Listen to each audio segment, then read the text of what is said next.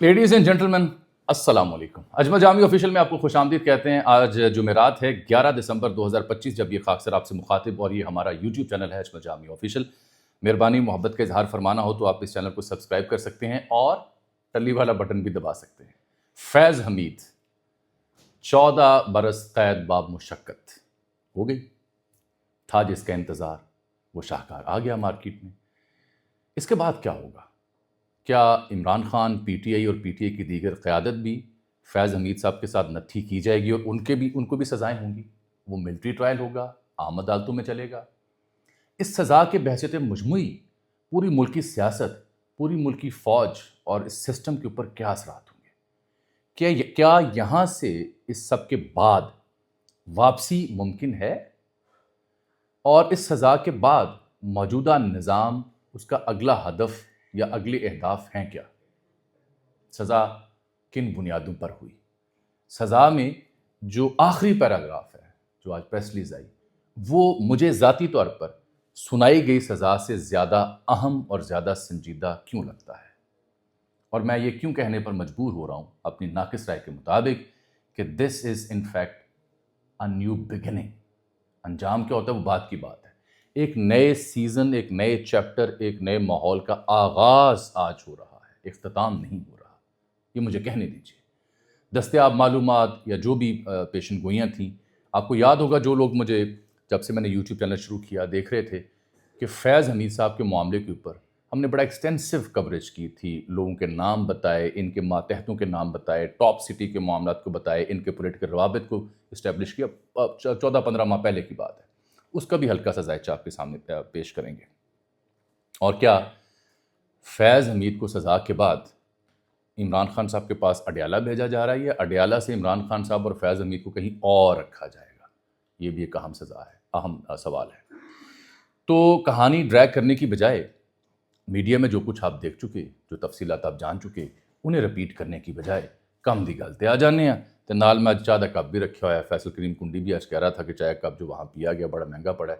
ساڑھے والا البتہ مہنگا نہیں ہے گا، 15-20 روپے دے دو جو شاندے پائے انہیں. میں گلا تھوڑا سا آپ کو یاد ہے، خراش رہتی ہے اکثر اس ناچیز کو. سیاسی سرگرمیوں میں ملوث ہونے کی سزا، آفیشیل سیکرٹ ایکٹ کی خلاف ورزی کی سزا، اختیارات اور سرکاری وسائل کے غلط استعمال کی سزا، اور کئی افراد کو ناجائز نقصان پہنچانے کی سزا. 4 مدعے آپ کے سامنے آ گئے. لیکن اس ناچیز اور ناقص شخص کی رائے میں سب سے اہم مدعا جو ہے وہ یہ نہیں ہے جن کی بنیاد پہ 14 سال سزا ہوئی. وہ ہے اس پریس ریلیز کا آخری پیراگراف. 12-13 سطروں کی یہ انگریزی زبان میں پریس ریلیز ہے. ترجمہ بھی میں نے کیا اپنے تئیں، پھر ترجمہ آ بھی گیا سرکار کی جانب سے، لیکن ہم نے بھی کیا ترجمہ. عرض یہ ہے کہ پہلے میں آپ کو یہ بتاؤں کہ یہ 14 سال کی قید کی جو سزا انہیں سنائی گئی ہے نا، قید باب مشقت، یہ عام قید سے کیوں مختلف ہے؟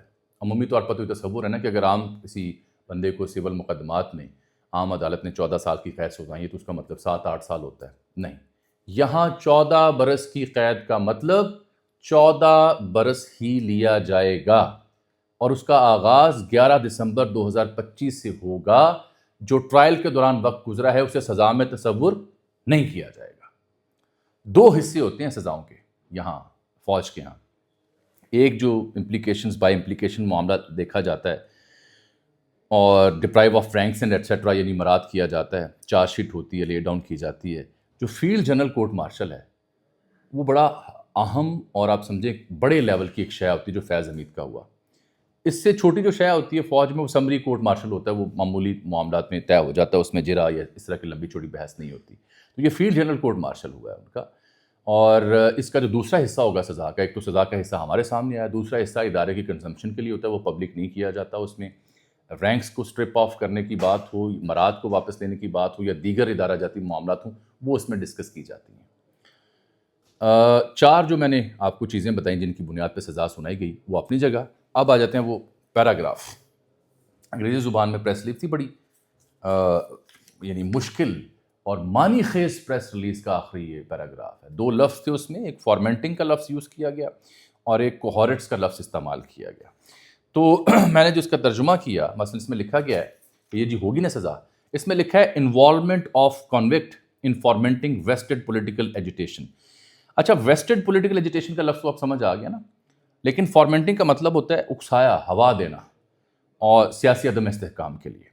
ان کوہورٹس ود پولیٹیکل ایلیمنٹس جو ہیں اس میں سے جو اپنے ہم عمر یا ہم خیال لوگ ہیں ان کے ساتھ مل کر, اور certain other matters is separately being dealt with. یہ سب سے اہم پیراگراف ہے. اس کا اردو ترجمہ یہ ہے کہ سیاسی عناصر کے ساتھ ملی بھگت کے ذریعے ذاتی مفاد پر مبنی سیاسی افراتفری اور عدم استحکام پیدا کرنے اور دیگر متعلقہ معاملات میں اس کی مبینہ شمولیت کا الگ سے جائزہ لیا جا رہا ہے. اب اس کا مطلب کیا ہے؟ لیکن اس مطلب سے پہلے وہ دو سوال جو میں نے آپ کے لیے چھوڑے. عمومی طور پر جب کسی کا فیلڈ جنرل کورٹ مارشل یا کورٹ مارشل ہو تو اس کے بعد اسے آبویسلی جیل بھیجا جاتا ہے. ایک اطلاع یہ ہے اب تک کی جو کافی مصدقہ لگ رہی ہے کہ اڈیالہ کی صفائیاں ستھرائیاں ہو رہی ہیں اور فیض حمید صاحب کو عین ممکن ہے کہ خان صاحب جہاں ٹھہرے ہیں اڈیالہ میں وہاں منتقل کر دیا جائے. اس حوالے سے کئی صحافی نے بھی ٹویٹس کر رکھے ہیں, اور اس حوالے سے ایک اور صاحب تھے lieutenant general retired Javed Iqbal, یہ بھی سینئر افسر تھے, ان پر بھی جاسوسی کا الزام تھا, ان کا کورٹ مارشل کیا گیا, انہیں بھی 14 سال کی قید سنائی گئی تھی بامشقت, اور دیگر اداروں کو, خفیہ ادارے جو بیرون ملک ہیں ان کو معلومات دینے کا الزام تھا. قمر جاوید باجوہ صاحب نے 2019 میں قید سنائی تھی, اور بعد میں ان کو پھر 2.5 برس بعد رہا کیا گیا تھا, معافی تلافی انہوں نے کی تھی.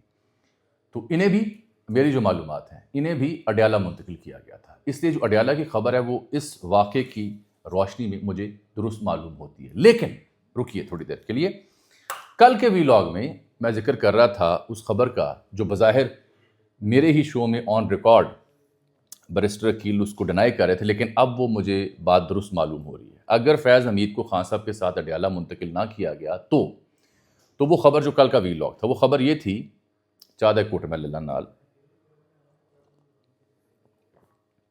کہ جو لوگ جن کا ملٹری ٹرائل ہوا یا جنہیں فوجی سزائیں سنائی گئیں یا جو حساس نوعیت کے قیدی ہیں, ان کے لیے اسلام آباد پنڈی میں کوئی خصوصی جگہ, کوئی خصوصی مقام ڈیزگنیٹ کر دیا جائے اور وہاں انہیں منتقل کر دیا جائے.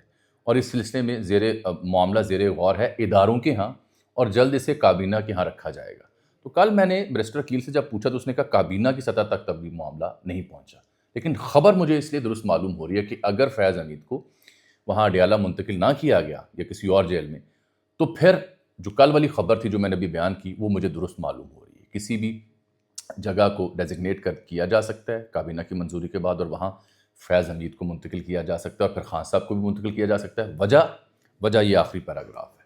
آخری پیراگراف کیا کہتا ہے, میں دوبارہ اس لیے پڑھ رہا ہوں بار بار آپ کی خدمت میں, کہ یہ جتنی بحث میڈیا پہ ہو رہی ہے یہ ہو چکی بھائی کارروائی. ٹاپ سٹی والا الزام آ گیا, اختیارات کا ناجائز استعمال آ گیا, سیاسی سرگرمیاں آ گئیں. نہیں, براڈر پکچر پہ جائیں. جب سے یہ معاملہ پاک انڈیا جنگ کے بعد جو نئے عہدے تخلیق ہوئے, آئینی ترمیم ہوئی, نوٹیفیکیشن جب سے جاری ہوا, اس کے بعد منظرنامہ ایک اندھے کو بھی نظر آ رہا تھا کہ کس سمت میں جانا ہے. میل ملاقاتوں پہ پابندی ہو, D G I S P کی پریس کانفرنس ہو, شورا آفاق, پی ٹی اے کا رد عمل ہو, یہ سب کچھ دیکھتے ہوئے بس ضروری نہیں ہے کہ صحافی ہمیشہ اندر کی خبر ہی لے کے آئے تو وہ خبر ہوتی ہے. ضروری یہ بھی ہے کہ صحافی اور عام شہری اور تجزیہ نگار جو وہ ڈاٹس کو کنیکٹ کرے. بدلتے موسم کے اشاریے اور اشارے ہمیں صبح و شام اگر آپ فطرت دیکھیں نظر آنا شروع ہو جاتے ہیں. بالکل اسی طرح سے بدلتے سیاسی, عسکری, نیم عسکری, معاشی, نیم معاشی, اخلاقی, نیم اخلاقی, نفسیاتی, نیم نفسیاتی معاملات کے اشاریے اور اشارے بھی جا بجا فطرت میں, معمولات میں ہمیں دکھائی دیتے ہیں. آپ میری بات سمجھ رہے ہیں؟ تو یہ جو پیراگراف ہے یہ بدلتے سیاسی منظرنامے اور آنے والے دنوں کی ہمیں مکمل تصویر بیان کرنے کے لیے کافی ہے. آخری پیراگراف یہ بتا رہا ہے کہ فوج نے بحیثیت ادارہ احتساب کا عمل اپنے اندر سے شروع کیا ہے. آخری پیراگراف بتا رہا ہے کہ تاریخ میں جو کبھی نہیں ہوا وہ کام کیا. وہ کام کیا تھا؟ اسد درانی صاحب کو سزا ہوئی کتاب لکھنے کے اوپر, لیکن بعد میں وہ معافی تلافی ہو گئی. تو اس کے علاوہ یہ سب سے امپورٹنٹ اور ہائی پروفائل سزا ہے, اور چارج, الزام, اس کی فہرست بہت طویل اور خطرناک ہے. تو اگر اپنے گھر سے اہم ترین افسر جو کبھی شان تھا پورے ملک کی, جس کا ڈنڈا چلتا تھا, نیچے سے اوپر تک اس کا حکم چلتا تھا, آج حامد میر, آسما شرازی, تمام ہمارے سینئر صحافی اپنے ساتھ پیش آئے واقعات کی رودات بیان کر رہے ہیں تو اللہ دن پھیرتا ہے. تو اگر وہاں سے کارروائی شروع ہو گئی ہے اور آخری پیراگراف کو ساتھ نتھی کریں تو آنے والا منظر نامہ آپ کو واضح نظر آئے گا. مجھے اس میں کوئی شک و شبہ نہیں رہا. اللہ کرے کہ پھر بھی میرے ملک میں سینٹی آئے, میرے ملک میں سیاسی استحکام آئے, لیکن جو ابھی تک کے واقعات ہیں وہ مجھے اس بات کی خبر دے رہے ہیں کہ یہ معاملہ خان صاحب تک جائے گا, یہ معاملہ پی ٹی آئی کی باقی لیڈرشپ تک جائے گا, یہ معاملہ ملٹری کورٹس تک جائے گا. اس معاملے میں بہت زیادہ کچھ ہونا ابھی باقی ہے. جو کچھ ابھی تک آپ نے دیکھا وہ آپ سمجھیں کہ دیٹ واز اے ٹریلر. اصل شے ابھی ہونی ہے. کیوں؟ کیونکہ لکھا گیا کہ سیاسی عناصر کے ساتھ ملی بھگت کے ذریعے ذاتی مفاد پر مبنی سیاسی افراتفری اور عدم استحکام پیدا کرنے اور دیگر متعلقہ معاملات میں اس کی مبینہ شمولیت کا الگ سے جائزہ لیا جا رہا ہے. جو میرے پاس اطلاعات ہیں, ایک بات میں آپ کو واضح کروں, میں نے جو سن رکھا ہے ایسے لوگوں سے, ایسے دوستوں سے جو فیض حمید صاحب کے دور میں فیض یاب تھے, تو ہمیں بتایا کرتے تھے کہ فیض صاحب از اے ڈوئر. ٹھیک, اور فیض صاحب اگر کسی کو کوئی کام دیتے ہیں تو اس کے ساتھ براہ راست رابطے میں چلے جاتے ہیں. مثلا اگر لاہور میں کام دیا ہوا ہے اپنی ڈومین میں, تو جو افسر وہاں ماتحت کام کرے, لیٹ سے وہ کرنل ہے, لیٹ سے وہ صوبیدار میجر ہے, تو اس تک براہ راست رابطے میں چلے جاتے تھے. مزاج ان کا ایسا تھا. اس وقت کے جو فیض یاب ہوئے لوگ ہیں وہ بتایا کرتے تھے پبلک گیدرنگز میں, مجالس میں, عشائیوں پہ. تو اب ہوا یہ ہے کہ ریٹائرمنٹ کے بعد وہ اپنے مزاج پر قائم رہے. اطلاع یہ ہے کہ 9 مئی ہو یا دیگر معاملات ہوں, وہ سیاسی طور پر ملوث تھے. اطلاع یہ ہے کہ 9 مئی میں جو مختلف تنصیبات پر جو کچھ ہوا ان کی نشاندہی کا الزام ان پہ ہے. اطلاع یہ ہے کہ اس سلسلے میں منصوبہ ساز سیاسی قیادت درجہ اول, دوم اور سوم تک رابطے میں تھے اور اس کا ڈیٹا موجود ہے. یہی وجہ ہے کہ پریس ریلیز کہتی ہے کہ ان معاملات کے اوپر مبینہ شمولیت کا الگ سے جائزہ لیا جا رہا ہے. ہوں سمجھ آئی؟ معاملہ وہاں جانا ہے. ابھی فیصل واڈا نے بھی ایک ٹویٹ کہا ہے کہ جیسا میں نے کہا تھا اس وقت کہا تھا جب کوئی تصویر بھی نہیں, تصور بھی نہیں کر سکتا تھا, اور آج وہی ہوا. 14 سال قید, اور یہ صرف ابتدا ہے. ابھی تو فیض حمید اپنے ٹرائل میں 9 مئی کے شواہد اور گواہی خان صاحب اور جادوگر اور دیگر کے خلاف دے رہے ہیں. اس سے فیض حمید کی سزا میں کوئی کمی نہیں ہوگی. ادھر کریں یا تھوڑی اسکرین میں پڑھوں ذرا سے. یاد رہے فیض حمید کی 14 سال سزا صرف ایک کیس میں ہے, یہ بھی میں بیان کر رہا تھا. 9 مئی سمیت باقی کیسز کا ٹرائل ابھی چلنا ہے اور چل رہا ہے.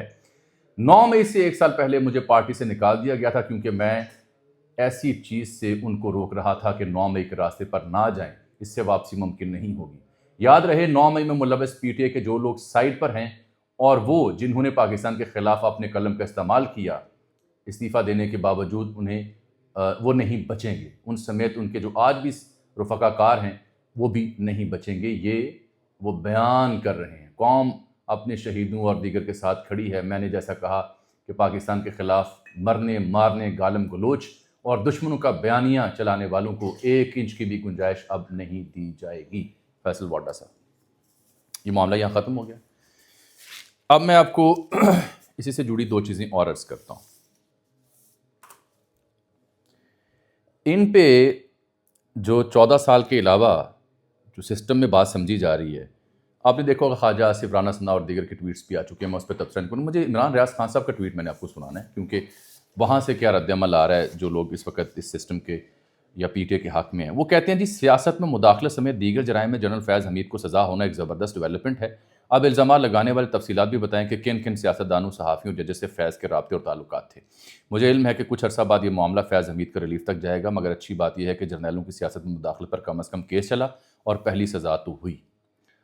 عمران ریاض خان صاحب کا اپنا نقطہ نظر اور ان کا اپنا انداز ہے, ان کی اپنی سیاسی فہم و فراست ہے.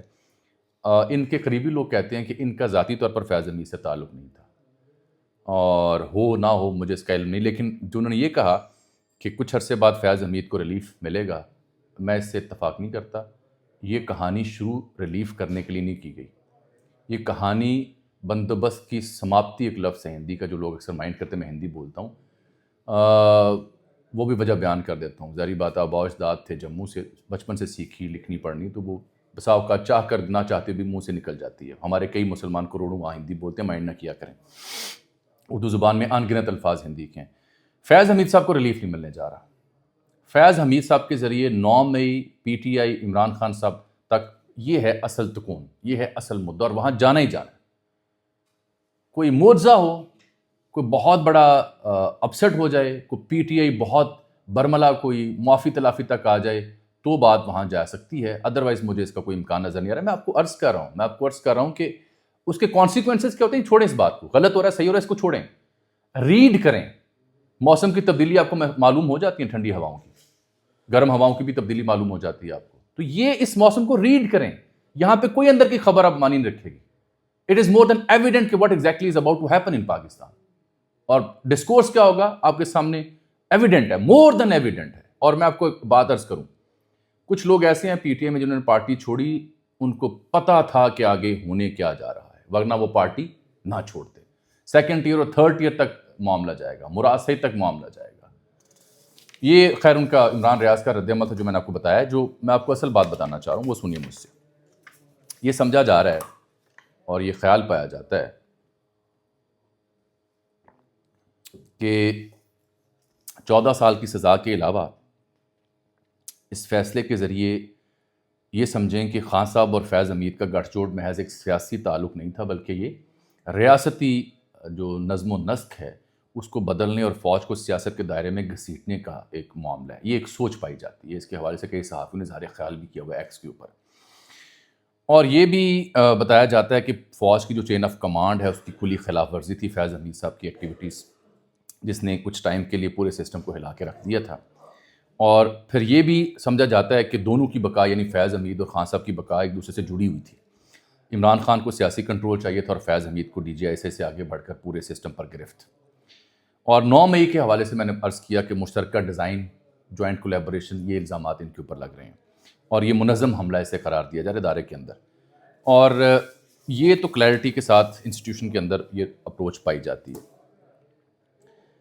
کچھ لوگ یہ سمجھتے ہیں کہ فیض حمید صاحب نے شہباز صاحب کو اور دیگر کو بھی آفر کی تھی کہ وہ سروسز دینے کو تیار ہیں اگر انہیں آرمی چیف بنایا جائے۔ اس بات میں بھی صداقت ہے۔ کچھ لوگ یہ بھی سمجھتے ہیں کہ فیض حمید صاحب نے آفٹر بینگ ڈی جی آئی سے جب وہ دیگر اپوائنٹمنٹس پہ گئے بہاولپور پشاور، تو انہوں نے پی ٹی آئی کو یہ سمجھانے کی کوشش کی کہ ہاتھ ہولا کریں، اس میں بھی صداقت ہے۔ لیکن جو اس میں ہلکی پھلکی صداقت ہے اپرچونٹی کی حد تک، کہ اگر اپرچونٹی اس میں سے کوئی نکلے، ہر بندے کی خواہش ہوتی ہے تھوڑا آگے بڑھ کر کھیلنے کی، اور چونکہ ڈوور طبیعت کی مزاج تھا جناب فیض حمید صاحب کا، ان کے قریبی لوگ بتاتے ہیں، ان کے چاہنے والے بتاتے ہیں، ان سے فیضیاب ہونے والے صحافی بتاتے ہیں، تو وہ جڑا ڈوور موڈ ہے گا سی نا وہ لے ڈبیا، یعنی کھل کھیڈن دا موڈ جڑا سی وہ لے ڈبیا۔ ایسا کھلا کھیلے ڈیورنگ سروس بھی اور بعد میں بھی کس کی مثال نہیں ملتی۔ میں آپ سے ایک بات عرض کرتا ہوں، خفیہ ادارے کا کانسیپٹ ہمیشہ خفیہ ادارہ ہوتا تھا، بڑا اس کا روب، بڑا اس کا امپیکٹ ہوتا تھا کہ خفیہ ادارہ ہے۔ فیض صاحب نے اس قدر کھلی اننگز کھیلی ڈیورنگ سروس، چاہے بینگ سی ہوں، چاہے بینگ آئی ایس آئی ہوں، D G I S I, وہ انپریسیڈنٹڈ تھی، بالکل انپریسیڈنٹڈ تھی۔ کئی لوگ اس سے پہلے آئے، اس کے بعد بھی آئے، انپریسیڈنٹڈ اننگز تھی۔ مراد کھلی، کوئی چاکا نہیں، کوئی فلاں نہیں، کوئی ڈھمکان نہیں، اسلام آباد ہائی کورٹ کا جج ہو، ٹاپ سٹی والے معاملات ہوں، کابل میں چاہ پینی ہوئے، اس ریٹائرمنٹ کے بعد بیٹھ کے سیاسی رابطے ہوں، کوئی چاکا ہی نہیں تھی مصروف میں، کھلا۔ اور میں آپ سے ایک خبر اور دوں کہ ان کے اہل خانہ کو کچھ عرصہ پہلے اطلاع دے دی گئی تھی اور دے نیو اٹ، اور جب یہ چیزیں مکمل ہو چکی تھیں تو پھر معمول کی زندگی یہ اس جگہ جہاں رکھا گیا گزار رہے تھے۔ اہل خانہ آتے جاتے بھی تھے، اور ان کے ہاں نواسی انواسہ پیدا ہوا، اس سے بھی میل ملاقاتیں ان کی ہوئی۔ بیچ میں طبیعت بھی گڑبڑ ہوئی، اے ایف آئی سی جو arm force institute of cardiology ہے وہاں بھی آتے جاتے یہ رہے، تو ہی knew what exactly is about to happen. جو لوگ یہ تصور کر رہے ہیں کہ فیض حمید صاحب شاید اس سزا کے بعد کو بہت بڑی یعنی سیسا پلائی دیوار بن جائیں گے، معذرت کے ساتھ گون آر دا ڈیز۔ یہ ٹرک کی بتیاں جن کے پیچھے آپ کو لگایا جاتا ہے، بالخصوص پی ٹی اے کے ورکر سپورٹر کو، کوئی سیسا پلائی دیوار نہیں، کوئی جہاد نہیں ہے، یہ سب اپرچونٹیز کے معاملات ہیں، سب سروائیول کے معاملات ہیں۔ اگلی تصویر خطرناک، خوفناک ہے، اور جو لوگ کہہ رہے ہیں اسد درانی کو سزا معاف ہوئی، جنرل جاوید اقبال کو معاف ہوئی، یہاں نہیں، یہاں کارروائی آگے بڑھے گی، یہاں کارروائی جو ہے وہ عمران خان صاحب تک، پی ٹی اے تک جائے گی۔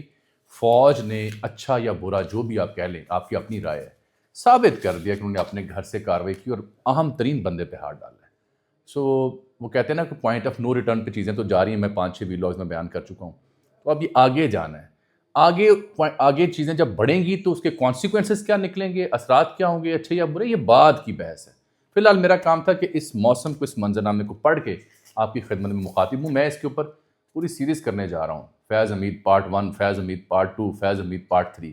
آنے والے ویلاگز میں ڈیٹیل میں آپ کی خدمت میں پیش کروں گا. مجھے اجازت دیجیے. اللہ حافظ.